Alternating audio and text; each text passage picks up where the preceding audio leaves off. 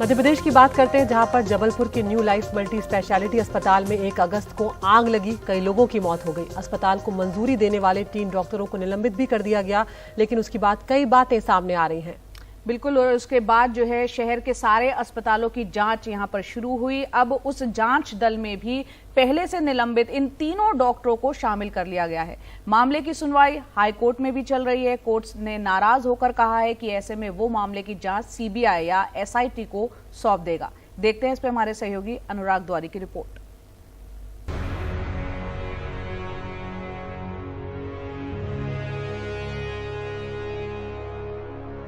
ऐसे जो भी मतलब हॉस्पिटल हैं फर्जी हैं उनको सील कराया जाए, जांच पड़ताल करके लाइसेंस रद्द करा जाए। हम लोग ये चाहते और कुछ नहीं, क्योंकि ऐसे हादसे होते रहते, कोई नेता ध्यान नहीं देता, ना कोई ध्यान देता। जिसके घर का गया था वही ध्यान देता। जान ही बहुत कीमती होती है, 5 लाख रुपए क्या करेंगे। चौथी बार उसने उठाया, सिर्फ इतना ही बोला, पापा पापा आग लग गई है पापा। जबलपुर के new life multi speciality hospital में 1 अगस्त को भीषण आग लग गई। 8 लोग जिंदा जलकर मर गए, 18 घायल हुए। इसके बाद अस्पतालों में फायर सेफ्टी को लेकर सवाल उठे। अगले दिन अस्पताल की जांच कर उसे एनओसी देने वाले 3 doctor Alan Patel, doctor Dinesh Chaudhary और डॉक्टर कमलेश वर्मा को तत्काल प्रभाव से निलंबित कर दिया गया। 1 अगस्त को न्यू लाइफ हॉस्पिटल में लगी आग की अफरा तफरी के बाद 2 अगस्त को उन 3 डॉक्टरों को निलंबित करने की सिफारिश कर दी गई, जिनके ऊपर आरोप थे कि उन्होंने एनओसी देने में लापरवाही की है। सीएमएचओ इस नोटशीट को लिखने के तुरंत बाद यह भूल गए कि जिन 3 डॉक्टरों को निलंबित करने की उन्होंने सिफारिश की है, उन तीनों डॉक्टरों को उस जांच दल में शामिल कर लिया, जिसके कंधों पर शहर की सभी अस्पतालों को जांच करने की जिम्मेदारी दी गई थी। 18 अगस्त को हाईकोर्ट में मध्य प्रदेश के अजब चिकित्सा विभाग की गजब कहानी सामने आई तो अदालत भी हैरान रह गया। अदालत ने अपने आदेश में लिखा, ये बहुत चौंकाने वाला है, जब इनके निलंबन का प्रस्ताव दिया जा चुका था तब उसी दिन इन्हें इंक्वायरी कमेटी का मेंबर भी बना दिया गया। इस मामले में डिप्टी एडवोकेट जनरल अपना हलफनामा दें।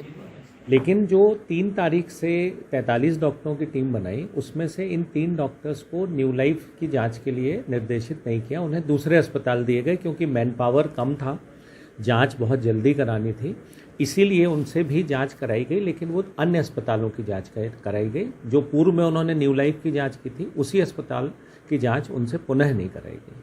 मध्य प्रदेश में चिकित्सा विभाग के एसीएस मोहम्मद सुलेमान ने पिछले साल ही राज्य के सभी अस्पतालों में 13 बिंदुओं को लेकर जांच के आदेश दिए थे।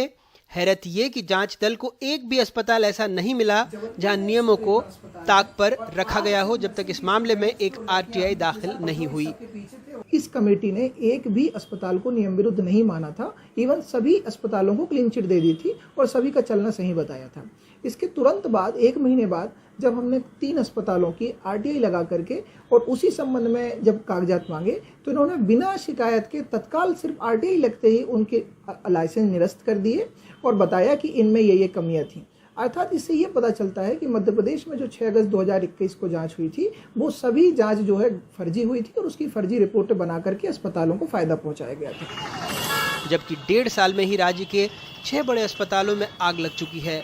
अगस्त 2022 में जबलपुर के new life multi speciality hospital में 8 लोगों की मौत हुई। जनवरी 2022 में इंदौर के मेदांता अस्पताल में आईसीयू में आग लगी। मई 2021 को अशोकनगर जिला अस्पताल में भीषण आग लगी।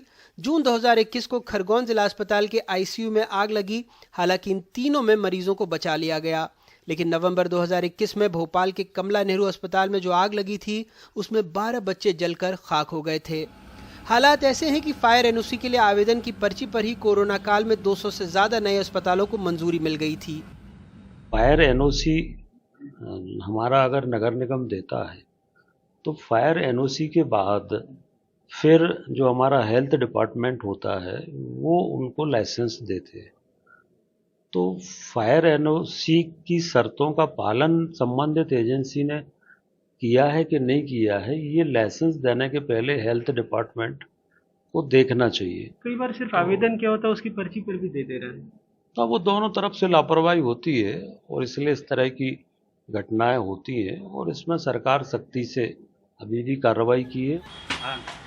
2021 में हमने चिकित्सा, शिक्षा, स्वास्थ्य मंत्री के इलाकों से तस्वीर दिखाई कि कैसे मल्टी केयर, मल्टी स्पेशलिटी अस्पतालों के बोर्ड लगे हैं। General surgery, internal medicine, gynaecology जैसी कई सेवाओं का दावा है, लेकिन एक बिस्तर, कोई मशीन नहीं, एक डॉक्टरों के नाम अलग अलग जिलों के अस्पताल में 10 से 12 जगहों पर वो भी बतौर रेसिडेंट डॉक्टर दर्ज हैं। भोपाल में 503 अस्पताल हैं, लेकिन 212 कोरोना काल में खुल गए। इंदौर में 274 अस्पताल हैं, 48 कोरोना काल में खुले। जबलपुर में 138 में से 34 कोरोना काल में खुले। ग्वालियर में 360 में से 116 अस्पताल कोरोना काल में खुले। ये भी जादू था कि सरकार को अपने महकमों के लिए 5000 डॉक्टर चाहिए, 16000 नर्सिंग स्टाफ चाहिए। वैकेंसी भी निकली, लेकिन कोई डॉक्टर नहीं आया, जो आए वो भी चले गए। लेकिन इन अस्पतालों ने बतौर प्रशासन सारी शर्तें पूरी कर दी। WHO के मुताबिक 1000 लोगों पर एक डॉक्टर होना चाहिए। देश में 11,082 लोगों पर औसतन एक सरकारी डॉक्टर है। मध्य प्रदेश में 16,996 लोगों पर।